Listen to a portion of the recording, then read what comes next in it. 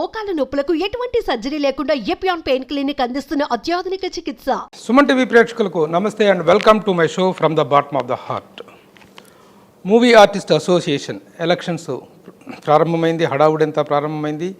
మంచు విష్ణు గారు కూడా నామినేషన్స్ వేసిన తర్వాత, ఆ ప్యానెల్ను ప్రకటించిన తర్వాత ఆ హీట్ ఇంకా ఎక్కువైంది.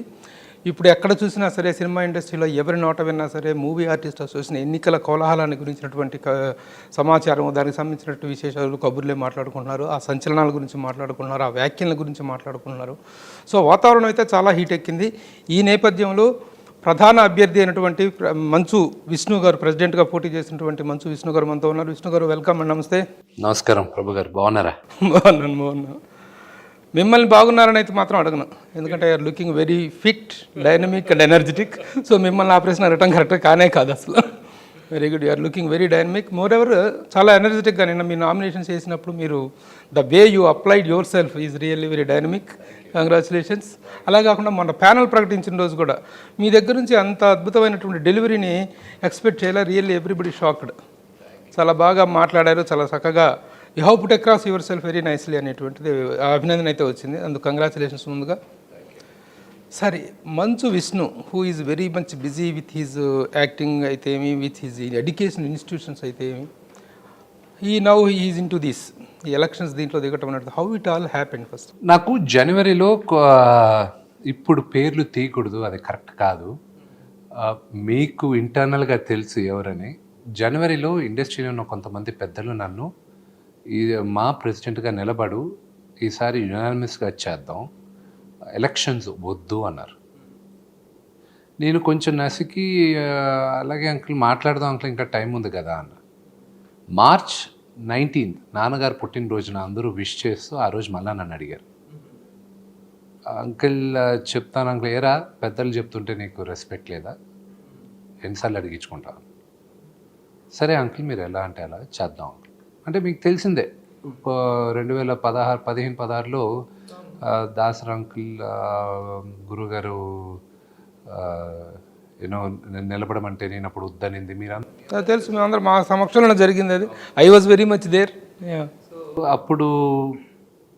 అప్పుడు వద్దనుకున్నాం. సరే, అప్పుడు అనివార్య కారణాల వల్ల పిల్లలు పుట్టారు, షూటింగ్స్లో బిజీగా ఉన్నాను.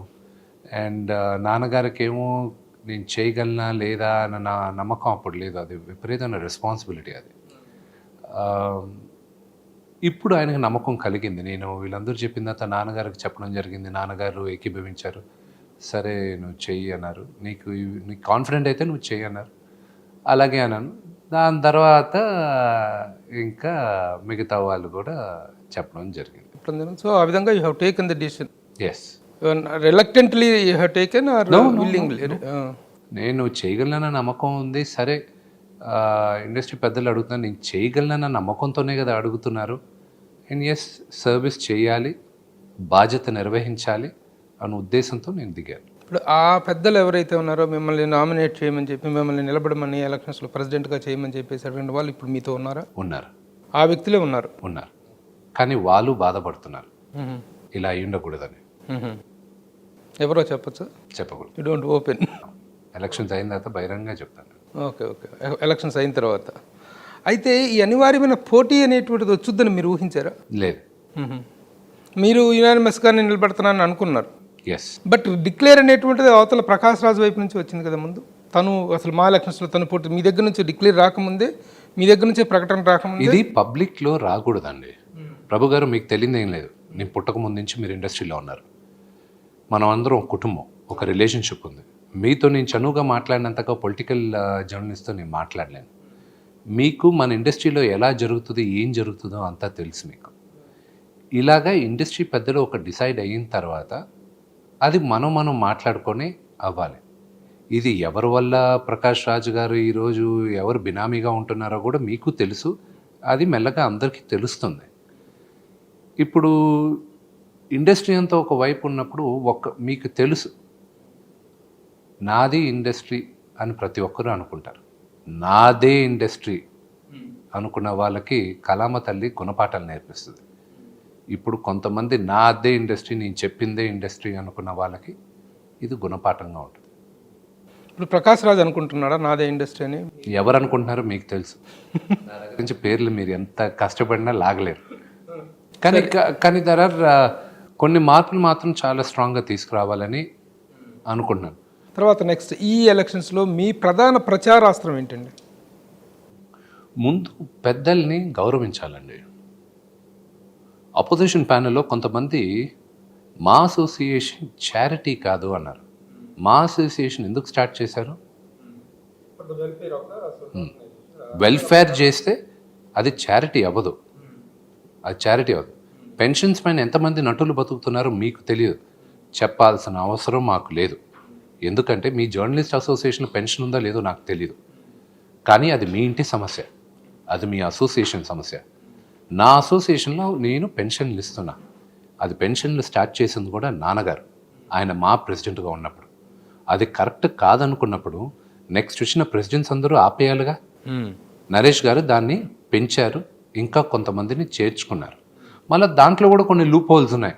ఆ లూప్ హోల్స్ కవర్ చేయడానికి నరేష్ గారు చాలా మంచి పని చేశారు.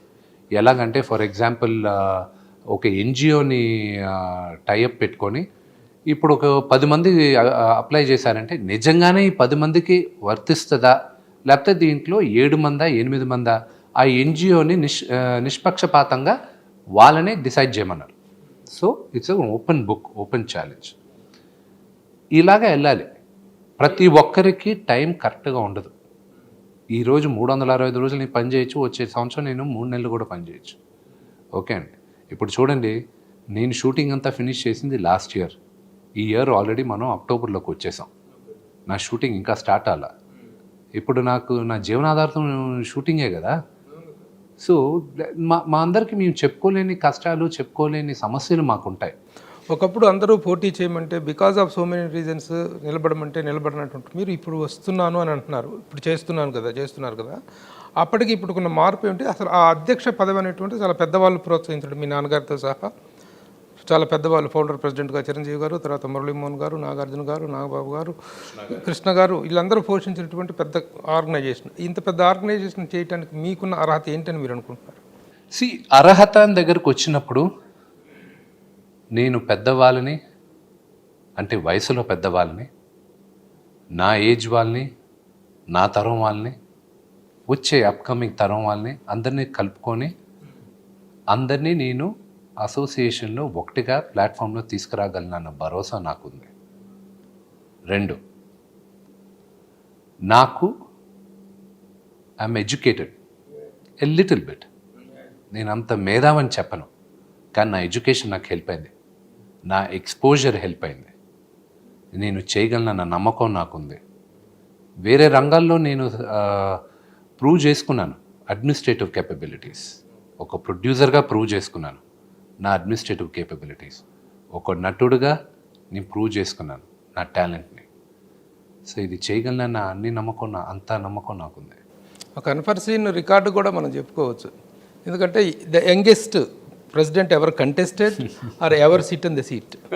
ఇంకా ముందు కూడా ఎవరైనా చేస్తే పెద్దవాళ్ళు చేస్తారు తప్ప ఈ రికార్డు మాత్రం మేము మీదనే ఉండిపోతుంది, యంగెస్ట్ ప్రెసిడెంట్ అనేటువంటిది.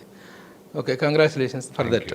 పోతే ఈ ఆర్గనైజేషన్లో ఉన్నటువంటి ప్రధానమైనటువంటి లోపాలు ఇప్పటిదాకా జరిగిన ఏమని మీరు అనుకుంటున్నారు? వాటి లోపాలు అనేది నేను చెప్పనండి. 25 సంవత్సరాల ముందు మా అసోసియేషన్ స్టార్ట్ చేసినప్పుడు అప్పుడున్న ఛాలెంజెస్ వేరే. అప్పుడు చాలా తక్కువ ఛాలెంజెస్ ఉన్నాయి, ఇప్పుడు విపరీతమైన ఛాలెంజెస్ ఉన్నాయి. ఆ ఛాలెంజెస్కి ఎలా పరిష్కారం తీసుకురావాలో ఒక ప్యానెల్గా మేమందరం కూర్చొని మేమందరం డిసైడ్ చేయాలి.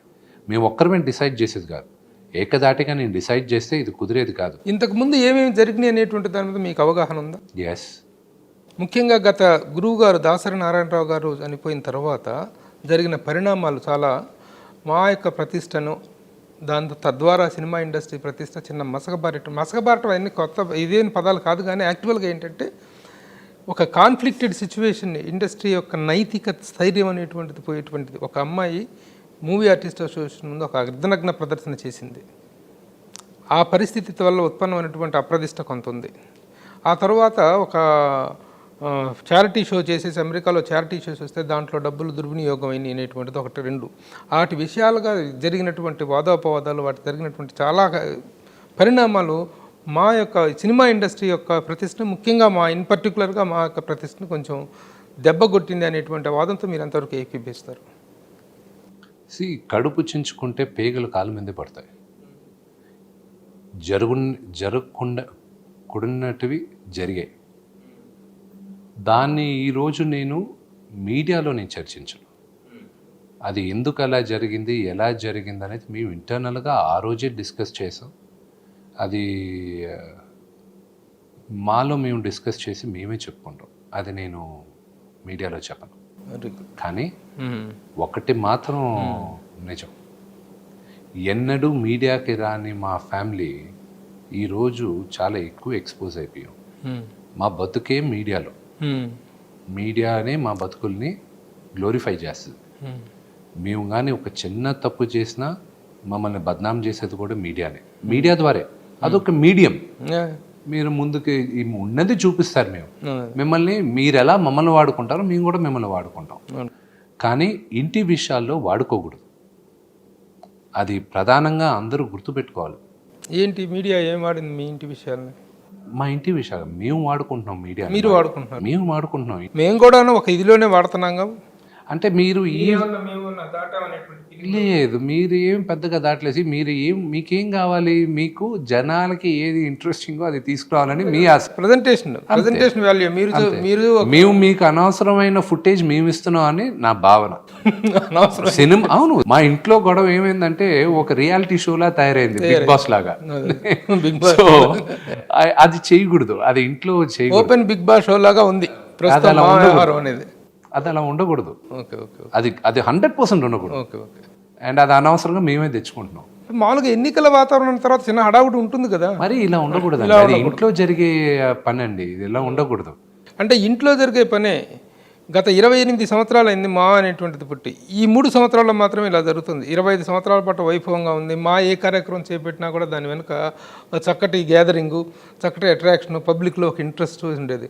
కానీ ఇప్పుడు మీరు ఏం కొట్టుకుంటారు, మీరు ఏం చేస్తారనే ఇంట్రెస్ట్ అప్పట్లో ఉంటే ఎలా కొట్టుకుంటారనే ఇంట్రెస్ట్ ఇప్పుడు తయారైంది. ఈ పరిస్థితి అనేటువంటిది ముఖ్యంగా దాసరి నారాయణరావు గారి మరణం తర్వాత ఏర్పడింది అనేటువంటి దాంతో మీరు ఎంతవరకు 100% ఒప్పుకుంటున్నాను. ఆయన సిద్ధాంతం ఏంటంటే ఆయన ఇండస్ట్రీ కోసం బతికాడు, ఆయన పేరు కోసం బతకలేదు. ఆయన ఇండస్ట్రీలో మనిషి, ఇండస్ట్రీ బాగుండాలని ఎప్పుడు ఆలోచించాడు.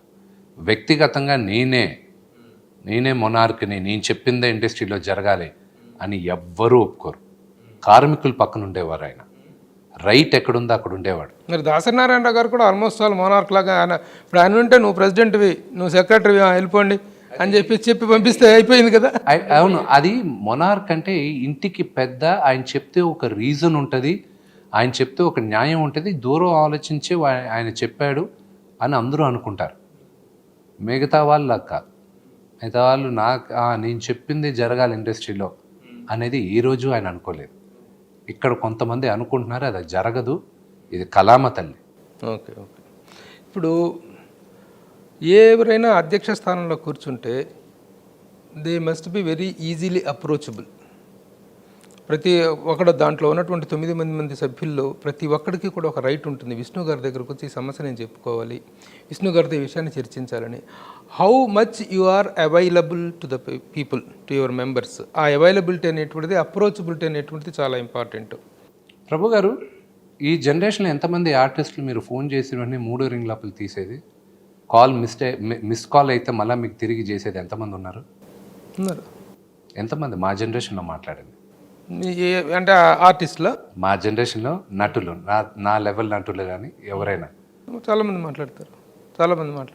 మీ వయసుకి రెస్పెక్ట్ ఇచ్చి అలా ఎంతమందికి యాక్సెసిబుల్ ఉన్నారు? అందరికీ యాక్సెసిబుల్ కాదు. ఎవరికైనా ఇండస్ట్రీలో సమస్య వస్తే ఎవరింటికి వస్తారు? ఫస్ట్ గురువుగారింటికి వస్తారు. దాని తర్వాత చెప్పండి, మీకు తెలియదా? తెలుసు, మోహన్ బాబు గారింటి దగ్గరికి వస్తారు. వచ్చినప్పుడు ఆయన పని ఎవరికి అప్పచెప్పేది? మాకే అప్పచెప్పేది. ఇప్పుడు మేమే చూస్తాం. కొంతమంది ఈ జనరేషన్ వాళ్ళు మా నాన్నగారిని ఎలాగ దీనికి ముందు వాళ్ళు వాడుకున్నారో మమ్మల్ని అడుగుతున్నారు 100%. అండ్ వాళ్ళ పేర్లు ఈ రోజుకి చెప్పను. నేను అన్నగా భావిస్తాను నటుడు సునీల్ని. అతను ఒక మాట చెప్పాడు నేను ఇండస్ట్రీకి కొత్తగా వచ్చినప్పుడు. ఆయన వచ్చినప్పుడు ఆయనకు ఏదో ఒక సమస్య జరిగింది, ఎవరో ఒక రాజకీయ నాయకుడి దగ్గర ఏదో ఒక చిన్న సమస్య జరిగితే మేము అప్పుడు పరిచయం లేదు ఆయనకి. ఆయన నాకు ఇలా అయింది, ఏం చేయాలి అది ఇది అంటే ఆయనకు అప్పుడు ఎవరో చెప్పారంట, నువ్వు వెళ్ళి మోహన్ బాబు గారిని కలు, ఆయన పరిష్కరిస్తాడు ఇది. నాకు పరిచయం లేదు కదండి అని. నువ్వు ఇండస్ట్రీ వాడివే కదా, నటుడివే కదా, ఆయన దగ్గరికి వెళ్ళు, ఎవరైనా ఇంటికి వెళ్ళి మాట్లాడచ్చు అనేది ఉంది. ఇప్పుడు ఎన్నిసార్లు ఎలక్షన్స్ జరిగినా, ఎన్నిసార్లు జరిగినా ఓటింగ్ పర్సంటేజ్ అనేటువంటిది పెరగట్లేదు. ముఖ్యంగా మీలాంటి యంగ్ స్టార్స్ చాలామంది ముందుకు వచ్చి ఓటు వేయటం లేదు. అవసరం తెలియలేదు కాబట్టి, ఇంతకుముందు ఇంత అవసరం అనిపించలేదు కాబట్టి, అంత మూమెంట్ రాలేదు కాబట్టి. ఏది ఎలక్షన్స్ కూడా ఓన్లీ లాస్ట్ 2 terms 3 terms కానీ కదా జరుగుతుంది. అంత మోస్ట్ ఆఫ్ ద టైమ్స్ ఇనానిమసే జరిగినాయి. ఎలక్షన్స్ కాదు, యుద్ధం జరుగుతుంది ఇప్పుడు. ఈ ఓటింగ్ పర్సంటేజ్ పెంచడానికి ఇప్పుడు ఏమైనా చేస్తారా? యంగ్ స్టార్స్ చాలామంది రావట్లేదు, వస్తారా? నేను 900 మంది అనుకుందాం, 914 మంది, 900 మంది ఉడికే సంఖ్య బాగుంది కాబట్టి మాట్లాడదాం. ఈ 900 మందిలో కనీసం నా ఉద్దేశం 80% 90% ఓటింగ్కి వస్తారని నాకు నమ్మకం ఉంది ఈసారి. ఓకే, ఒక 10% తీసేసేయండి, ఎందుకంటే వాళ్ళందరూ విదేశాల్లో ఉండడాలు, వేరే రాష్ట్రాల్లో మేము అందరితో మాట్లాడినప్పుడు మా మెయిన్ వృత్తి యాక్టింగ్. సో ఆ పని పైన ఒక 10 to 15% అని తీసుకోండి. ఒక 100-150 మంది దాకా మేము మాట్లాడిన వాళ్ళు వేరే విదేశాల్లో ఉన్నారు, కొంతమంది వేరే రాష్ట్రాల్లో ఉన్నారు షూటింగ్ల పైన. ఇప్పుడు కొంతమంది వస్తున్నారు. ఇప్పుడు నా అత్యంత ఆత్మీయుడు ఒక నటుడు ఉన్నాడు, అతను దుబాయ్లో షూటింగ్ చేస్తున్నాడు. I'm coming for you man అన్నాడు. ఆ మాట చాలు. సో అతని సొంత డబ్బుతో అతను షూటింగ్ ఒక రోజు వేరే షెడ్యూల్ మార్చుకొని వస్తున్నాడు అతను. అలా వచ్చేవాళ్ళు ఉన్నారు. సరే, ఒక యుద్ధ వాతావరణాన్ని తలపించేలాగా జరుగుతున్నట్టు, ఒక జనరల్ ఎలక్షన్ తలపించేలాగా జరుగుతున్నట్టు ఈ ఎన్నికల్లో, ఆ ఎన్నికల్లో జరిగినట్టుగానే తైలాల పంపకాలు, ఆ ఎన్నికల్లో జరిగినట్టుగానే పార్టీలు, మందు పార్టీలు, ఇవి అన్నీ జరుగుతున్నాయి అనేటువంటి ఒక ప్రచారం జరుగుతుంది.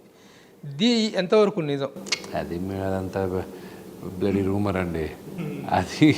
అది ఎండడానికి బాగుండదు కదా అని చెప్పుకుంటున్నారు, కానీ ప్రాక్టికాలిటీ మందు పార్టీలు ఇవన్నీ నేను తాగను. సో నాకు ఎవరైనా వచ్చి నాతో కూర్చునంటే నాకు గ్యారంటీ నా ఇంట్లో డ్రింక్స్ ఉన్నాయి. నేను తాగను, కానీ మా ఇంట్లో డ్రింక్స్ ఉన్నాయి. మా ఇంటికి ఎవరైనా వస్తే వాళ్ళకి డ్రింక్ పోయడానికి. ప్రతి ఇండస్ట్రీలో తాగనని మాత్రాన గొప్పోడేం కాదు, చెడ్డోళ్ళేం కాదు. అది ఎవరెవరికి ఒక్కొక్క టేస్ట్ ఉంటుంది. Everybody will have their evening SIP. నాకేమో విపరీతంగా చాక్లెట్లు, బిస్కెట్లు అంటే ఇష్టం. అవి ఎక్కువ తింటే అది మంచిది కాదు, ఎక్కువ తాగినా ఎవరికి మంచిది కాదు. సో ఏది ఎక్కువ చేసినా అది మంచిది కాదు. సో ఈ మందు పార్టీలు ఏవో పంచిపెడుతున్నారు అవనేది సిల్లి. ఒక ఫ్యామిలీలో అదంతా జరిగేది కాదు. మీతో పాటే ప్యానెల్లో మీ ప్యానెల్కి అవతల అపోజిట్ ప్యానెల్కి కాకుండా మధ్యలో ఒక వ్యక్తి పోటీ చేస్తున్నాడు, ఒక ఆసక్తికరమైన వ్యక్తి, జనరల్ సెక్రటరీ పోస్ట్కి. బండ్ల గణేష్ అనేటువంటి వ్యక్తి. ఆ బండ్ల గణేష్ అనే వ్యక్తే చేసినటువంటి కామెంట్, మందు పార్టీలు ఇస్తున్నారు, తాయిలాలు పెడుతున్నారు, అవి చేస్తామంటారు, ఇవి చేస్తామంటున్నారు, వాగ్దానాలు చేస్తున్నారు, హైదరాబాద్కు సముద్రాన్ని తెస్తామంటున్నారు, ఇలాంటి ప్రామిసులన్నీ చేస్తున్నారు, ఎవరి మాటలో నమ్మద్దు, నా మాటలే నమ్మండి అని చెప్తున్నాడు అతను. దీంట్లో అదెంతవరకు మీరు ఏకీపిస్తారు? బండ్ల గణేష్ గారంటే ఇండస్ట్రీలో 900 మందికి ఆయన అంటే ఇష్టం. ఆయన్ని ఎవ్వరు అతని ఇష్టం లేదు అని చెప్పేవాడు ఎవడో ఉండడు. అందరికైనా మాట్లాడతారు, మాట్లాడే స్వేచ్ఛ ఆయనకుంది, ఆయన మాట్లాడచ్చు. ఆయన మాట్లాడిన దాంట్లో ఎంతవరకు నిజం ఉందో తర్వాత ఆలోచిద్దాం. అయితే నిజంగా కూడా ఈ ప్రలోభాల కార్యక్రమం అనేటువంటిది జరుగుతుందనేటువంటి దాన్ని మీ అవతల వైపు జరుగుతుందా, పోనీ మీరు చేయటం లేదు అవతల వైపు జరుగుతుందనేటువంటిది ఏమన్నా ఉండదండి. నేను నమ్మను. ప్రకాష్ రాజ్ గారు డబ్బులు ఇస్తున్నారు, గిఫ్ట్లు ఇస్తున్నారు ఓట్లు వేయడానికి, ఆ గిఫ్ట్లు తీసుకొని ఇలా చేస్తానే నేను నమ్మను. ఆయన మరీ అంతకి దిగజారాల్సిన అవసరం కూడా ఆయనకు లేదు. మీ ప్రచార శైలి ఏంటి చెప్పండి? మీరు ఎలా ప్రచారం చేస్తున్నారు? ఎందుకంటే ఈసారి తెలుగు నటుల ఆత్మగౌరవం కోసం అందరూ నా ప్యానెల్ని నన్ను ఎన్నుకోవాలి అనే స్లోగన్ నాది. తెలుగు నటుల ఆత్మగౌరవం ఎక్కడ పోయిందని చెప్పేసి, ఎక్కడ జారిపోయిందని చెప్పేసి మీరు అనుకుంటున్నారు? ఏమని? లాస్ట్ 3 termsగా కొంచెం ఇష్యూస్ జరుగుతున్నాయని. అందుకే ఆటి విషయం అది ఆత్మగౌరవం అనేటువంటిది ఇక్కడ మెయిన్ ప్రధాన ఎజెండా. 100%. ఏమంటే మీరు ఫ్రాంక్గా అడగండి. కెమెరా ముందు బహుశా చెప్పకపోవచ్చు, ఇండస్ట్రీలో ఉన్న ప్రతి డైరెక్టర్ని అడగండి, ప్రతి యాక్టర్ని అడగండి, అందరికీ ఇలా ఎలక్షన్స్ జరగడం ఇష్టం లేదు. ప్రతి ప్రొడ్యూసర్కి ఇష్టం లేదు. చాలామందికి లేదు, ఈవెన్ మాకు కూడా లేదు. నేను కూడాను ప్రెస్ మీట్లో ప్రకాష్ రాజ్ గారితో మాట్లాడిన తర్వాత మీ దగ్గర మాట్లాడినా why can't it be unanimous అనేటువంటి అడుగుతుంది. ఎందుకంటే ఒక ఫ్యామిలీ లాంటిది కదా అని. కానీ it has gone, it's gone too forward you know. So అలా అనేది తెలుగు నటుల ఆత్మగౌరవమే అండి. ఇది తెలుగు నటుల ఆత్మగౌరవం కోసమే. నేను ఇప్పుడే చెప్పాను, నేను గెలిచిన తర్వాత పెద్ద మనసు చేసుకొని కొంతమంది పెద్దలు, ఎవరో ఒక్కరో ఇద్దరో ప్రకాష్ రాజ్ గారిని నిలబెట్టిన పెద్దలు, నేను గెలుస్తాను ప్రభు గారు, నేను గెలుస్తాను, ఆ నమ్మకం నాకు ఉంది. నేను గెలిచిన తర్వాత వాళ్ళు పెద్ద మనసు చేసుకొని అందరూ కలవాలి ఇండస్ట్రీలో, వాళ్ళు పెద్ద మనసు చేసుకోవాలి. అది that's the only aim. Prakash Raj గారిని నిలబెట్టిన పెద్దలు అంటున్నారు. ఎవరు అనుకుంటున్నారు ఆ నిలబెట్టిన పెద్దలు? ప్రకాష్ రాజ్ నిలబడ్డారా, నిలబెట్టబడ్డాడా అని మీరు అనుకుంటున్నారు? నిలబడారా, నిలబెట్టారా, ఆ క్వశ్చన్స్ కన్నిటికీ ఆన్సర్ మీకు బాగా తెలుసు. మాకు తెలిస్తే ఏంటి ప్రయోజనం? మీ ద్వారా వస్తే కదా ఒక నిజం. My opinion is not valid sir. Me opinion కాదు, ఇండస్ట్రీలో మీకు జరిగేటివి మీకు తెలియకుండా జరుగుతాయి. ఇండస్ట్రీలో నాకు తెలియనట్టు కూడా మీకు బాగా తెలుసు. అంటే అందరు జర్నలిస్టుకి తెలుసు అని నేను చెప్పను, కానీ మీకు తెలియకుండా ఇండస్ట్రీలో ఏది జరగదు. మిమ్మల్ని సూటిగా ఒక ప్రశ్న అడుగుతున్నాను. ఇప్పుడు ఉన్నటువంటి ఈ వాతావరణంలో ప్రత్యక్షంగా నిలబడుతుంది మంచు విష్ణు అండ్ ప్రకాష్ రాజ్ అయితే, ప్రచ్ఛన్నంగా నిలబడుతుంది మోహన్ బాబు గారు అండ్ చిరంజీవి గారు అనేటువంటి ఒక అభిప్రాయం, ఒక ఇది కూడా ఉంది. ఇది ఎంతవరకు నిజం? దీని పట్ల మీ విశ్లేషణ ఏంటి? No comment. ఓకే. కానీ నా మేనిఫెస్టో వచ్చిన తర్వాత, నా మేనిఫెస్టో రిలీజ్ చేస్తాను నేను, ప్రాబ్లీ నెక్స్ట్ వీక్ రిలీజ్ చేస్తాను. రిలీజ్ అయిన తర్వాత చిరంజీవి అంకుల్, పవన్ కళ్యాణ్ గారు అందరూ, నేను నా మేనిఫెస్టో కరెక్ట్, వాళ్ళందరూ కోరేదేంటి? మా అసోసియేషన్ బాగుండాలనేగా. ఆ భరోసాని నేను ఇస్తాను నా మేనిఫెస్టో ద్వారా, అండ్ వాళ్ళు నాకే ఓటేస్తారు వచ్చి. పవన్ కళ్యాణ్ గారి ప్రస్తావన వచ్చింది, చిరంజీవి గారి ప్రస్తావన వచ్చింది కాబట్టి మొన్న రిపబ్లిక్ అనే cinema audio function pre release ఈవెంట్లో పవన్ కళ్యాణ్ గారు మాట్లాడుతూ నాన్నగారి ప్రస్తావన తీసుకొచ్చారు. అది రాజకీయంగా ప్రకంపనలు సృష్టిస్తుంది. సినీ రాజకీయ రంగాల్లో పవన్ కళ్యాణ్ గారు అక్కడ చేసినట్టు వ్యాఖ్యలు అనేటువంటిది. ఆ వ్యాఖ్యల్లో నాన్నగారి ప్రస్తావన, మోహన్ బాబు గారి ప్రస్తావన కూడా తీసుకొచ్చారు. ఆయన మిమ్మల్ని బ్యాడ్గా ఏమి మాట్లాడారా అనేటువంటిది అది మీరు డిసైడ్ చేసుకుంటారు, అని నేను ఏమంటలేదు. అది అయితే ఆయన చేసిన కామెంట్స్ మీద మీ కామెంట్స్ ఏంటి? నేనేం కామెంట్ చేయను. ఆయన అది ఆ కామెంట్స్కి కరెక్ట్గా రిప్లై ఇవ్వాల్సింది నాన్నగారు. అది బట్ అది ఎక్కడి నుంచో ఎక్కడికి వెళ్ళి అది ఇది చాలా అగ్లీగా టర్న్ అయింది. అది ఐఎమ్ రియలీ, అది ఇండస్ట్రీలో ప్రతి ఒక్కరు మీకు తెలుసు, ఇది చాలా అగ్లీగా తయారైంది. అది ఉండకూడదు. అసలు నాన్నగారి పేరు ఎందుకు వచ్చిందో నాకు అర్థం కావట్లేదు. ఈ రోజుకి అందరూ తలగొక్కుంటున్నారు, అసలు మోహన్ బాబు గారి పేరు ఎందుకు తీయాల్సి వచ్చిందని. సరే, ఆయన డాడీని బహిరంగంగా కొన్ని క్వశ్చన్స్ అడిగారు, బహిరంగంగానే నాన్నగారు సమాధానం చెప్తారు వాటికి. మీకు తెలియదేం కాదుగా, నాన్నగారు ఎవరినో క్వశ్చన్ వేస్తే గ్యారంటీ ఆన్సర్ చేస్తారు. ఆయనకి సందర్భం కరెక్ట్ ఎప్పుడు అనిపిస్తుందో అప్పుడు జవాబు చెప్తాడు. అంటే ఇప్పుడు ఆయన పవన్ కళ్యాణ్ ప్రస్తావించిన విషయంలో ఒక వాస్తవాన్ని మనం గమనించినట్లయితే, ప్రపంచంలో చాలా విషయాలు ముఖ్యంగా ఇండియాలో చాలా విషయాలు ప్రభుత్వపరమైనటువంటి వాటిని ప్రైవేటీకరిస్తున్నారు. కానీ పూర్తి ప్రైవేట్ అయినటువంటి సినిమా రంగంలో ఉన్నటువంటి టికెట్ల వ్యవహారాన్ని కూడా ప్రభుత్వం మేము టేకప్ చేస్తామని చెప్పటం ఎంతవరకు సంబంధించం అనేటువంటి దాన్నే విమర్శమైన ప్రధాన అస్త్రం. దాన్ని మీ మోహన్ బాబు, మా డాడీ నాన్నగారి మీదకి చేస్తూ, మోహన్ బాబు గారు ఇలాంటి విషయాల్లో మీరు కనుక సైలెంట్గా ఉన్నట్లయితే రేపు మీ స్కూల్స్ కూడాను లాగేసుకునే, మీది ప్రైవేట్ స్కూల్, దానిలో ఫీజులు కూడా మేము వసూలు చేసి మీకు ఫీజులు రిటర్న్ ఇచ్చేస్తాము, తర్వాత ఇస్తామనేటువంటి పరిస్థితి వస్తుంది కదా, మీ బోటోలు స్పందించాలి ఇలాంటి సమస్యలు వచ్చినప్పుడు అనేటువంటిది ఆయన లేవనెత్తినటువంటి విషయం. ఆ విషయం మీద స్పందించడానికి ఏముంది, దానికి మీరు స్పందించడానికి ఏముంది దాంట్లో? ఆ క్వశ్చన్స్ అనేటివి నాన్నగారు చెప్తారు, కానీ అక్కడ గవర్నమెంట్ ఏం చేస్తుందో పూర్తి అవగాహన ఎవరికైనా ఉంటే ఆ క్వశ్చన్ వేయరు. జియో నంబర్ 1717A అది ముందు చదవాలి. రెండోది వచ్చి ఇంజనీరింగ్ కాలేజ్ ఫీజు గురించి ముందు అవగాహన తెచ్చుకోండి. దీనికి ముందు ఎంత ఉన్నింది, ఇప్పుడు ఎంత ఉందని. Private school act AP government తీసుకొచ్చింది, దాని గురించి కూడా అవగాహన తెచ్చుకోండి. అప్పుడు మీకే అర్థం అవుద్ది ఆ క్వశ్చన్ మీరు వేయచ్చా లేదా అని. నేను పవన్ కళ్యాణ్ గారిని అడగట్లా, మీకు చెప్తున్నా. అవన్నీ యాక్ట్స్ ఒకసారి తెచ్చుకోండి, అప్పుడు మీకే అర్థం అవుద్ది. ఇప్పుడు ప్రైవేట్ టికెట్స్ గురించి అంటారా, అదొక 15 minutes పడుతుంది నేను ఎక్స్ప్లెయిన్ చేయాలంటే. కానీ అది వస్తే బాగుపడేది ఎవరంటే, ఎవరికి హెల్ప్ అవుతుంది, బాగుపడేది కానీ ఎవరికి హెల్ప్ అవుతుందంటే ప్రజలకి హెల్ప్ అవుద్ది. ప్రైవేట్ ప్లేయర్స్ డబ్బులు సంపాదించుకునేది ఒక డిస్ట్రిబ్యూటర్కి వెళ్ళట్లేదు, ప్రొడ్యూసర్కి రావట్లేదు. ప్రైవేట్ టికెట్ వాళ్ళు చేసేది అది మేజర్గా వాళ్ళకి వెళ్తుంది. వాళ్ళ వాల్యుయేషన్స్ చూడండి, look at their valuations, huge valuations. ఆ వాల్యుయేషన్స్ ఎవరి వల్ల వస్తున్నాయి? ఆడియన్స్ వల్ల వస్తున్నాయి. డబ్బులు ఎవరు ఇస్తున్నారు? ఆ ఆడియన్స్ ఇస్తున్నారు. అది సినిమా తీసేవాడికి వెళ్ళట్లేదు, నటించిన వాడికి వెళ్ళట్లేదు, సినిమా కొన్నవాడికి వెళ్ళట్లేదు, మిగతా వాళ్ళకి వెళ్తుంది.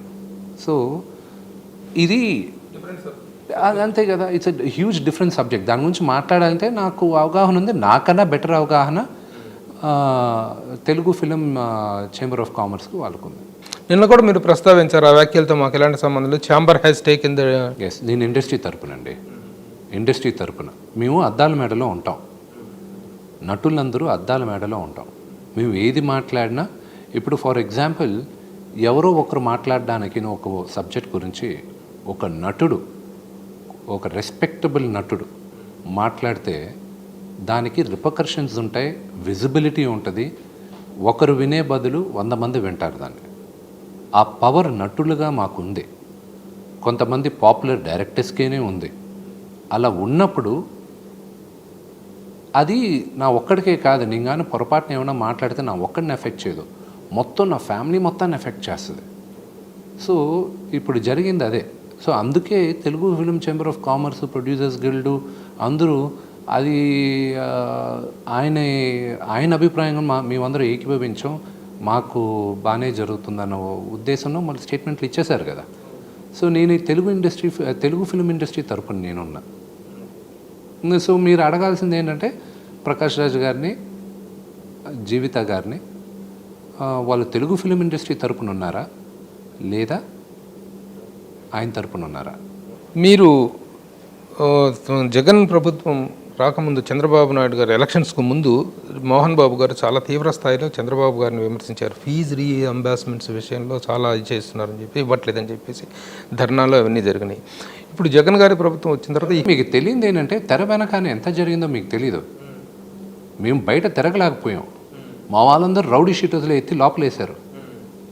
దాని వెనకాల ఒక 6 నెలలు మేము అనుభవించిన టార్చర్ మీకు తెలీదు. మీకు ఓన్లీ చేసిన ఒక ధర్నా ఒకటే కనిపిస్తుంది, దాని వెనకాల జరిగిన ఎంత మానసికంగా మేము ఇబ్బంది పడామో, అసలు ఆ ఏరియాలో మేము స్ట్రాంగ్ హోల్డ్ కాదు అని ప్రూవ్ చేయడానికి మా వాళ్ళని ఎంతమంది పైన కేసులు నమోదయ్యాయో, ఎంతమంది లోకల్ రాజకీయ నాయకులు అక్కడ ఓవర్ యాక్షన్ చేశారో దాన్ని తట్టుకొని నిలబడి ఈరోజు ఉన్నాం. నాన్నగారు రాజకీయానికి దూరంగా ఉన్నారు, చాలా దూరంగా ఉన్నారు, లాగారు ఆయన్ని, బహిరంగంగా లాగారు. మీకు పబ్లిక్కి తెలిసింది బహిరంగంగా కొన్నే, తెలియంది చాలా జరిగాయి ఆయన బయటకు రావడానికి. సరే, వాట్ ఎవర్ ఇట్ ఈస్, ఆ టైంలో ఫీజు రీఎంబర్స్మెంట్ విషయంలో మీరు మీ ఫ్యామిలీ ఎలా సఫర్ అయింది, దాన్ని ఎంత సఫికేట్ చేశారనేటువంటిది అది వేరే విషయం. ఫీజు రీఎంబర్స్మెంట్స్ అప్పుడు విపరీతంగా విమర్శలు, ప్రతి విమర్శలు జరిగింది. కానీ జగన్ గారి ప్రభుత్వం వచ్చిన తర్వాత, జగన్మోహన్ రెడ్డి గారు అధికారంలోకి వచ్చిన తర్వాత మళ్ళీ ఆ ఫీజు రీఎంబర్స్మెంట్స్ విషయంలో ఇంకా నోరెత్తడానికి కూడా లేనటువంటి ఇది జరుగుతుంది, ఆ ఎంబార్స్మెంట్ జరగట్లేదు. మీరు అడగటానికి కూడా అమ్మ ఒడి స్కీమ్ ఉంది తెలుసా, అది డైరెక్ట్గా మదర్స్ అకౌంట్కే వెళ్ళిపోతున్నాయి డబ్బులు. ఇప్పుడు దాకైతే ఇన్స్టాల్మెంట్లో, ఇప్పుడు దాకైతే లేదు. అంతేగా, అదే కదా రీఎంబర్స్మెంట్, అదేగా అమ్మఒడి స్కీమే అది. So you are happy with what's happening with the Jagan government as far as the school education? See, there is a lot of debate. ఇప్పుడు ఆ ఎడ్యుకేషన్ పాలసీ గురించి ఏంటంటే నాకు స్వేచ్ఛ ఉంది, నేను డిస్కస్ చేసే స్వేచ్ఛ ఉంది. ఇది కరెక్ట్ ప్లాట్ఫామ్ కాదు, దట్స్ ఎ లాంగ్ డిబేట్. అది ఎడ్యుకేషన్ గురించి, ఎంటర్టైన్మెంట్ గురించి మీరు ఏదైనా డిబేట్ చేయండి, నేను 100% డిబేట్ చేశాను. ఓకే, దట్ అది మీతో కంపీట్ చేసి మాట్లాడాలి, డిబేట్ చేయాలంటే మేము చాలా నేర్చుకున్నాం. ఎందుకంటే దానికి సంబంధించిన లోతుపాతులు తెచ్చినట్టు education is to the way you are running the institutions. నాకు కొంత వచ్చండి, మిగతా వాళ్ళ రోజు నేర్చుకుంటున్నాను. నేను కూడా everyday is a new lesson. So నేను నేర్చుకుంటూనే ఉన్నా. ఎడ్యుకేషన్, మీరు ఎడ్యుకేషన్ ఇన్స్టిట్యూషన్ రన్ చేస్తున్న విధానం అవి చెప్తుంటే నిజంగా మేము చూసాం. కొన్ని సందర్భాల్లో వచ్చి చాలాసార్లు అక్కడ కానీ ఇక్కడ కానీ వచ్చి చూసాం. చాలా అద్భుతంగా ఉంటుంది, చాలా సిస్టమేటిక్గా ఉంటుంది. మాకు చాలా ఆశ్చర్యకరమైన విషయం, ఈ విషయంలో మిమ్మల్ని ఓపెన్గా అభినందించేది ఏంటంటే the way you are organising the institutions in such a way. ఎంత కార్పొరేట్ స్టైల్గా, ఎంత డిసిప్లైన్గా, ఎంత, ఎందుకంటే డిసిప్లైన్గా మారు పేరుగా మోహన్ బాబు గారిని చెప్పుకుంటాం. మోహన్ బాబు గారు ఎన్ని అదర వ్యాపకాల్లో ఇది సినిమా వీటిలో ఉన్నప్పటికీ కూడా ఎడ్యుకేషన్ ఇన్స్టిట్యూషన్స్ రన్నింగ్ విషయానికి వచ్చేటప్పటికి ఆయనకి ఇక పేరు. It's a temple of learning. Vidyaniketan మేమందరం ఒక గుడిగా భావిస్తాం. మీ ప్యానెల్లో అందరూ 20 ఎగ్జిక్యూటివ్ మెంబర్స్ అందరి గురించి కాదు, ఈచ్ అండ్ ఎవరీ పర్సన్ గురించి మీరు చెప్పారు. ముఖ్యంగా మీకు చేదోడు ఓదోడుగా ఉండేటువంటి ప్రధానమైనటువంటి వ్యక్తి ప్రధాన కార్యదర్శి, general secretary, that is Raghubabu గారు. రఘుబాబు గారి ఎంపిక మీద రఘు గారి మీరు అసలు ప్యానల్ని తీసుకోవడానికి చేసిన ఎక్సర్సైజ్ ఏంటండి? అందరికీ యాక్సెసిబుల్గా ఉండాలి, అందరూ సలహాలు కావాలి, వాళ్ళ మేధస్సు నాకు కావాలి, ఆఫీస్ బేరర్స్లో ఉన్న ప్రతి ఒక్కరు మేధస్సు కావాలి, నేను చెప్పిన దానికంతా ఏకీభవించిన వాళ్ళు కావాలి నాకు. నాకు ఎలాంటి టీం కావాలంటే నా డెసిషన్ క్వశ్చన్ చేయాలి, కానీ 4 గోడల మధ్య దాన్ని ఒక డిసిషన్ తీసుకున్నాడు, ఒక డిసిషన్ తీసుకోకముందు సలహా అడుగుతా, అందరి సలహాలు తీసుకుంటా, అందరిది నేను ఇన్కార్పొరేట్ చేస్తాననేది ఏ లీడరు చేయకూడదు కూడా. అందరి సలహాలు తీసుకోవాలి, దాంట్లో మంచివి తీసుకోవాలి, కన్విక్షన్తో అతని డిసిషన్ అతన్ని తీసుకుని వెళ్ళాలి. That is what the teams captain is. Okay, అందరూ అనుకున్నారు, అందరూ ఏకదాటిగా నేను అనుకున్న నా విజన్కి అందరూ అలైన్ అయ్యి ఉన్నారు. సో వాళ్ళందరూ దాన్ని ఎలా అమలుపరచాలి అనే ఉద్దేశంతో వెళ్తారు. ఐఎమ్ ఎ స్పోర్ట్స్ పర్సన్ ప్రభు గారు. నేను ఇండియాకు కూడా రిప్రజెంట్ చేశాను బాస్కెట్బాల్లో. నా క్యాప్టెన్ ముందు గేమ్ ముందు ఎలా డిసైడ్ చేస్తారో మా కోచ్, క్యాప్టెన్ మేమందరం ఆ గేమ్ ఆడతాం. కానీ మధ్యలో ఇంప్రూవైజ్ చేయాల్సి వస్తుంది, ఎందుకంటే ఆ సిచ్యువేషన్ తగ్గట్టు. ఇంప్రూవైజేషన్ చేసేటప్పుడు క్యాప్టెన్ చెప్పింది గుడ్డిగా నమ్ముతాం. Winning or losing is secondary, కానీ క్యాప్టెన్ చెప్పిన డెసిషన్ కానీ నేను కానీ వ్యతిరేకించాను అనుకోండి గేమ్ మధ్యన, అక్కడే ఓడిపోయాం మేము. సో అలాంటి టీమ్ ప్లేయర్స్ని ఎన్నుకోలే నేను, సమర్థుల్ని ఎన్నుకున్నాను. ఒక ఫ్యామిలీగా, ఒక టీమ్గా ప్లేయర్స్ని ఎన్నుకున్నాను నేను. ఇప్పుడు ప్రధాన ఎజెండా ఏది చెప్పినా ముందు ఫస్ట్ బిల్డింగ్ బిల్డింగ్ బిల్డింగ్ అనేటువంటిదే. మీరు ఎన్ని సంక్షేమ కార్యక్రమాల గురించి మీరు చెప్తున్నారు, కానీ వాళ్ళేమో కాంప్లెక్స్ అనేటువంటి దాన్ని ప్రధాన అంశంగా తీసుకుంటున్నారు. దాంట్లో క్వశ్చన్ ఏముంది, నేను కట్టించేస్తానని చెప్పాను కదా బిల్డింగ్. అది 3 ఏరియాలు చూసుకున్నాం మేము. చిత్ర పరిశ్రమకు అందుబాటులో అంటే ఫిలిం నగర్ కదా. ఇప్పుడు చిత్ర పరిశ్రమ ఎక్కడుంది అనుకుంటున్నారు మీరు? ఒకప్పుడు ఫిలిం నగర్, ఒకప్పుడు బంజారా హిల్స్, ఇప్పుడు మణికొండ, ఇప్పుడు కొంచెం దూరం వెళ్తే కోకాపేట, మూవీ టవర్స్ కోకాపేటలో ఉంది కదా. ఇప్పుడు కొంచెం దాటితే కొల్లూరు అంటున్నారు. ఫిలిం ఇండస్ట్రీ ఇప్పుడు గురించి ఆలోచించకూడదు. మీరు ఏది ఈరోజు స్టార్ట్ చేసినా 20 years డౌన్ ద లైన్ గురించి ఆలోచించండి. ఎనీథింగ్ ఇప్పుడు నా తరం కోసం ఇప్పుడు సొల్యూషన్ ఏంటి అని ఆలోచించకూడదు. ఇప్పుడు ఓకే ఇది, కానీ what is the long term solution, దాని గురించి ఆలోచించాలి. సో అది ఆలోచిద్దాం మనం. మీరు సొంత డబ్బులతో కడతానని చెప్పేసి అన్నారు, ఎందుకు సొంత డబ్బులతో కట్టాల్సిన అవసరం ఏంటి? మీరు అన్నారుగా ప్రతి ఒక్కరు బిల్డింగ్ బిల్డింగ్ బిల్డింగ్. అసలు బిల్డింగ్ మెయిన్ సమస్య కాదు, there are lot more things. అది నేను చెప్పిన అజెండాలో ఉన్నాయి, ఇంకా మోస్ట్ ఇంపార్టెంట్ థింగ్స్ ఉన్నాయి. బిల్డింగ్ అనేది ప్రతి ఒక్కరు అడుగుతున్నారు. నేను ఎప్పుడో చెప్పాను 25% ఇస్తానని. 6 సంవత్సరాలు అయిన తర్వాత కూడా ఇంకా దాని గురించి మాట్లాడుతున్నారు. సరే కావాలి కదా బిల్డింగు, చేద్దాం. ఇండస్ట్రీలో అందరూ అనుకుంటే ఎంతసేపు పని, అది మీకు కావాలి కదా, చేసేద్దాం. మూవీ ఆర్టిస్ట్ అసోసియేషన్ బిల్డింగ్ అనేటువంటిది విష్ణు హయాంలో ఒక పూర్తి ఫుల్ ప్లెడ్జ్డ్ ఇదిగా చేతిలోకి వస్తుందనేటువంటిది మనం ఆశించవచ్చా? నా హయాంలో గ్యారంటీ స్టార్ట్ చేస్తాను. అది ప్రాక్టికల్ రీజన్స్ వల్ల 2 సంవత్సరాలు అవ్వదు, అది మీకు తెలుసు. ఒక బిల్డింగ్ కట్టాలంటే అది అంత ఈజీగా రాదు. పర్మిషన్స్, ప్లాన్లు అంతా చేయడానికే 6 నెలల నుంచి 8 నెలలు పడుతుంది. సార్ 1 year తీసుకుందాం, the way we all work. 1 year అయిన తర్వాత 1 yearలో బిల్డింగ్ కంప్లీట్ అవ్వదు, కానీ స్టార్ట్ అవుతుంది. నేను స్టార్ట్ చేస్తాను, అది నెక్స్ట్ టర్మ్లో ఎవరున్నా సరే నేను అది కంప్లీట్ చేస్తాను. Getting ready with all efforts. October 10th. Honest ఎఫర్ట్స్తో అక్టోబర్ 11th ప్రెసిడెంట్ సీట్లో విష్ణు గారిని చూడాలని ఆశిస్తూ అభిలషిస్తూ thank you very much for sparing time. Thank you. నమస్తే.